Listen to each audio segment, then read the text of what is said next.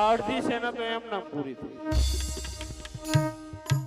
એક બાજુ દાઉ ભયા, એક બાજુ કૃષ્ણ પરમાત્મા પોતાના રથ લઈ અને જરાસંઘના સૈન્યોને મારવા લાગ્યા છે.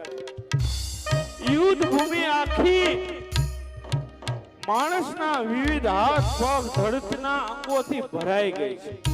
લોહીના ફુવારા ઉડે છે. એક બાજુ હાથીના મસ્તકો કપાયેલા પડ્યા છે, એક બાજુ અશ્વના મસ્તક કપાયેલા પડ્યા છે. ચારે બાજુ હાહાકાર અને ભયંકર યુદ્ધ થાય. એ માડી જાણે લોહીની નદી જાતી હોય એટલું રુધિર વહી રહ્યું. અનેક પક્ષીઓ જે માંસ પક્ષીઓ છે એ આકાશમાં ઉડી ઉડી અને એ સૈનિકોના અસ્થિને ચાંચમાં લઈને ઉડે છે.